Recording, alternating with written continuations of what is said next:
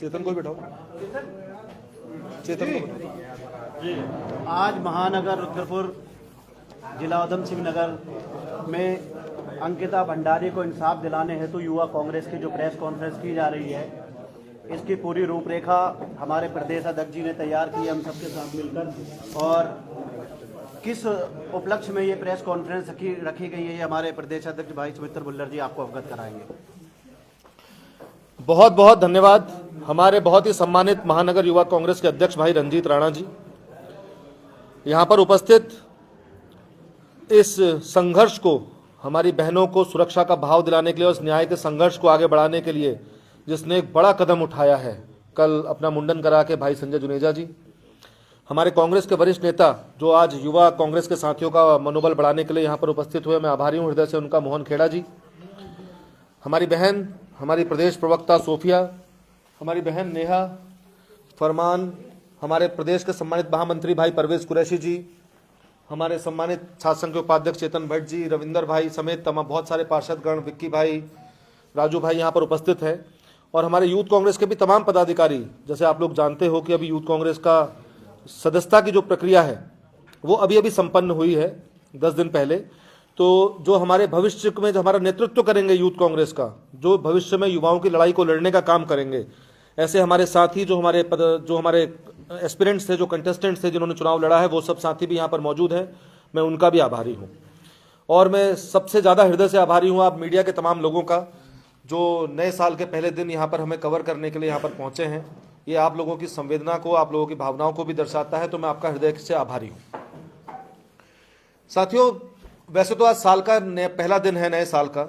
और परंपरा रही है कि हम साल के पहले दिन में एक दूसरे को बधाई देकर ये उम्मीद करते हैं कि आने वाला साल हमारे लिए अच्छा रहे। लेकिन ये साल का नए साल का पहला दिन आया है, ये ऐसी कष्ट वाली परिस्थितियों में आया है कि हमने इस नए साल को, सेलिब्रेशन को छोड़कर हम ये प्रतिबद्धता दिवस के तौर पर हम इसको देख रहे हैं। इसीलिए हम साल के पहले दिन आप लोगों से रूबरू होकर एक नए कार्यक्रम जो हम करने जा रहे हैं उसकी घोषणा हम लोग करने के लिए आप लोगों को आमंत्रित किया है।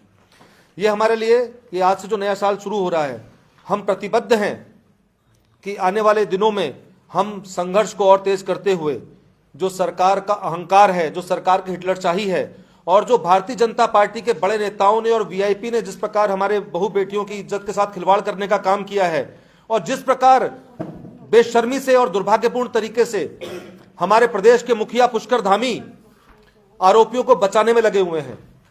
जो आरोप आज लग रहे हैं, हमारे कांग्रेस पार्टी के लोग पहले दिन से, जब अंकिता भंडारी हमारी बहन के साथ ऐसा कृत्य हुआ था, उस दिन से हमारी तमाम बुद्धिजीवी, हमारे प्रदेश के युवा कांग्रेस के साथी, तमाम विपक्ष के लोग बार बार ये कहते रहे हैं और मांग करते रहे हैं कि वीआईपी के नाम को उजागर किया जाए। लेकिन आप सब लोग जानते हैं कि सरकार ने वीआईपी के नाम को उजागर करने की जगह पूरे प्रकरण में लीपापोती करने का काम किया, और कहीं भारतीय जनता पार्टी का कोई बड़ा पदाधिकारी, उसकी संलिप्तता कहीं भविष्य में सामने ना आ जाए, इस सोच के साथ उन्होंने घटना के अगले दिन ही वहां पर बुलडोजर चला करके पूरा जो भवन था वहां पर उसको तहस नहस करने का काम किया, उसको ध्वस्त करने का काम किया। तो ये बहुत ही शर्मनाक है। और जो वर्तमान में जब ये प्रकरण पुनः दोबारा उठा है, जो जिन दोबारा बाहर निकला है, ये निकला है सुरेश, आप सब लोग जानते हैं, सुरेश राठौर जी और उनकी पत्नी के बीच में जो टेलीफोनिक कन्वर्सेशन था उसकी रिकॉर्डिंग से। आप सब जानकार लोग हैं, और जो हम आरोप पहले दिन लगा रहे थे उस पूरी रिकॉर्डिंग से और पूरे घटनाक्रम से जो हमारे द्वारा लगाए गए आरोपों पर मोहर लगाने का काम भारतीय जनता पार्टी के नेताओं ने और उनके परिवारों ने प्रमाणों के साथ किया है। तो इसलिए अब क्या रोक रहा है मुख्यमंत्री को सीबीआई जांच कराने के लिए। और एक और महत्वपूर्ण बात है, जब ये प्रकरण निकला, वो जो महिला जिसने आरोप लगाए और जिसने पूरी चीज बाहर करी, तो हमारे प्रदेश के भारतीय जनता पार्टी के अध्यक्ष जो हैं महेंद्र भट्ट जी, उन्होंने पहले दिन से वो लगातार बयान दे रहे हैं। कभी वो कहते हैं कि कांग्रेस के लोगों की मिलीभगत है, कांग्रेस के लोगों के द्वारा प्लांटेड वो महिला है जो भारतीय जनता पार्टी के नेताओं पर आरोप लगा रही है। एक दिन उनका बयान आता है कि जाति बताने का काम करते हैं और ये कहते हैं कि दलित समाज का अपमान हुआ है। पहली बात, समाज में कोई भी अपराध होता है, कोई भी आरोपी होता है, आरोपी हो या विक्टिम हो, हर किसी का कोई ना कोई जाति या कोई ना कोई धर्म तो होता ही है ना। इसका मतलब क्या जो अपराधी है, अगर अपराधी अपराध करेगा और उसको अपराधी कहा जाएगा तो उस पूरे समुदाय का अपमान हो जाएगा? यह किस प्रकार की मानसिकता है? इसके खिलाफ हमारा संघर्ष है। और एक महत्वपूर्ण बात, जैसे मैंने कही महेंद्र भट्ट जी, पुष्कर धामी जी के चहीते लोग और भी बहुत सारे लोग बार बार आरोप लगा रहे हैं कि कांग्रेस भारतीय जनता पार्टी के लोगों की छवि खराब करने का काम कर रही है, इसलिए आरोप लगा रही है। और जो महिला है वो कांग्रेस द्वारा प्लांटेड है, ये कह रहे हैं ना सरकार के लोग, महेंद्र भट्ट जी कह रहे हैं बार बार। तो अगर ऐसा है जो महेंद्र भट्ट जी कह रहे हैं, अगर उनका कथन सत्य है, तो फिर तो सीबीआई जांच की आवश्यकता और ज्यादा बढ़ जाती है।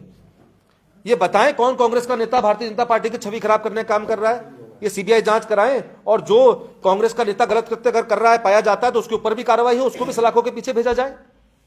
लेकिन ऐसी बातें करके सरकार के लोगों को अगर वो लगता है कि ऐसे महत्वपूर्ण प्रकरण को वो ट्रैक से भटका लेंगे, तो हम कांग्रेस के लोग हैं, हम गांधी को मानने वाले लोग हैं, और ऐसा हम बिल्कुल नहीं होने देंगे। और हम लोगों ने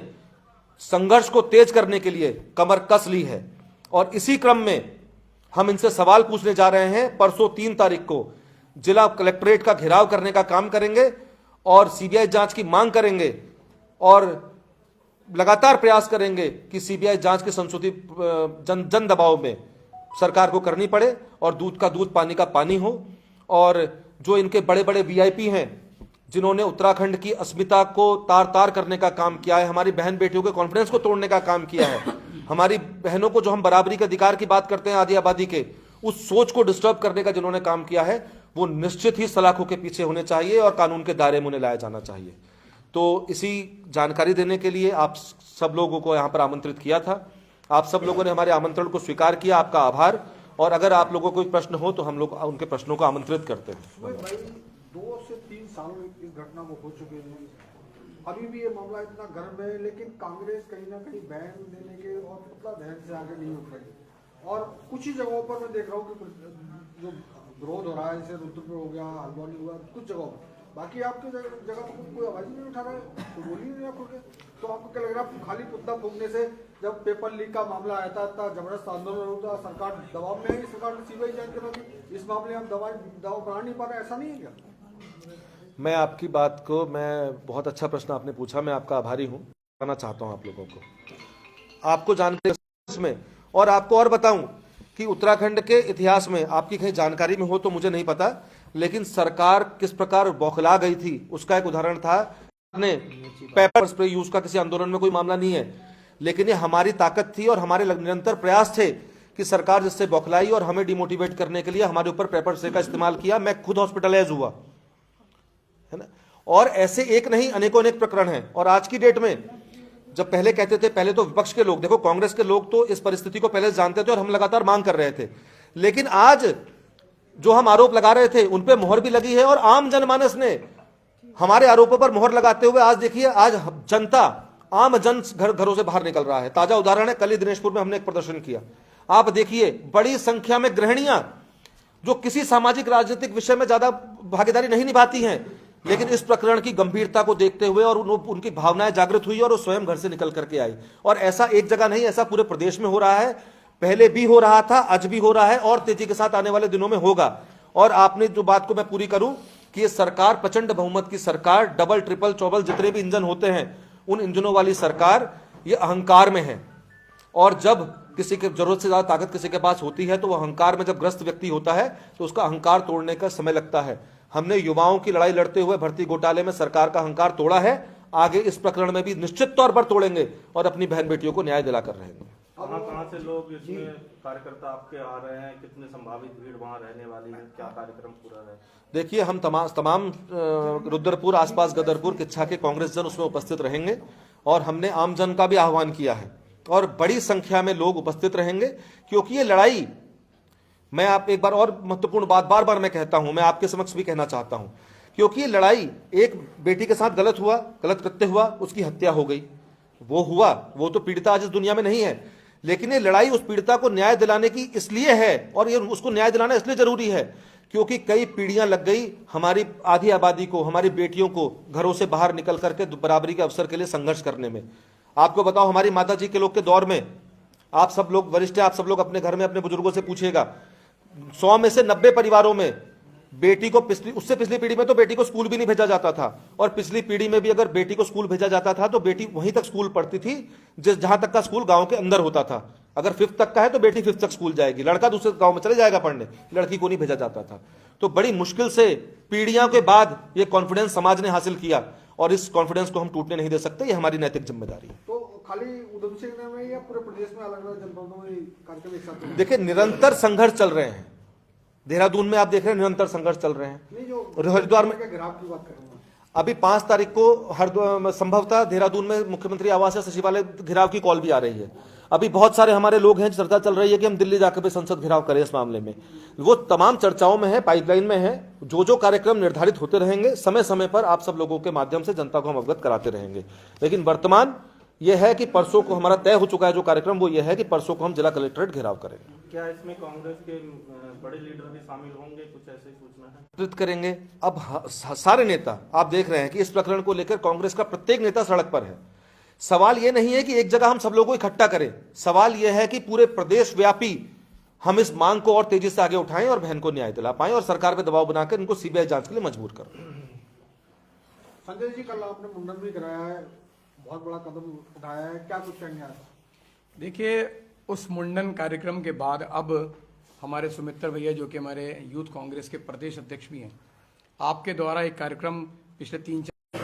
तो मैं हमारे यूथ कांग्रेस का प्रोग्राम है, उसमें हमारे जो युवाओं की भागीदारी रहेगी और ख़ास तौर से जो युवा जो हमारे शहर को चलाते हैं, हमारे देश को चलाते हैं और हमारे अग्रणी रूप में आगे रहते हैं। तो उन युवाओं से मैं कहना चाहता हूं, अपनी महिलाओं से अपने सब कहना चाहता हूं कि आप लोग आइए निकल कर। ये अब अत्याचार के खिलाफ हमारे यूथ कांग्रेस ने जो प्रोग्राम तय करा है कलेक्टेड घेराव का, उसमें निश्चित तौर पर बहुत बड़ी संख्या में लोग पहुंचेंगे और हम यहाँ पर मजबूर करेंगे सरकार को कि जो हमारी सीबीआई की मांग है, उस सीबीआई की मांग को आप जल्द से जल्द उसको असली जामा पहनाओ। नहीं तो अभी तो स्टार्ट हो रही है, अभी तो लगातार कार्यक्रम हमारे बहुत सारे चल रहे हैं। हमारे प्रदेश के नेतागण जितने भी हैं, कांग्रेस के जितने वरिष्ठ गण हैं, हमारे सारे लोग मिलकर अपने अपने शहरों में कहीं ना कहीं अपने देखो लगातार सरकार पर दबाव बना रहे हैं और दबाव बनाने के लिए परसों हमारी यूथ कांग्रेस को बहुत बड़ी जिम्मेदारी दी गई है और यूथ कांग्रेस के हमारे भुल्लर साहब लगातार मेहनत कर रहे हैं। आज भी लगातार कई लोगों से संपर्क कर गए हैं और मुझे भरोसा है कि एक निश्चित एक ऐतिहासिक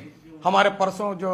जो कलेक्टेड घेराव है वो ऐतिहासिक प्रोग्राम होगा, जिसमें मैं हाथ जोड़कर प्रार्थना कर रहा हूं, अपने युवाओं से, सब लोगों से प्रार्थना कर रहा हूं, आइए ये सब मिलकर। ये सिर्फ एक अंकिता भंडारी का मामला नहीं है, ये मामला हर बहनों से जुड़ा है, ये मामला हर बेटियों से जुड़ा है, ये मामला हमारी इज्जत से जुड़ा है। आइए हम सब मिलकर इस बहुत बड़े विशाल कार्यक्रम में अपनी भागीदारी सुनिश्चित करें।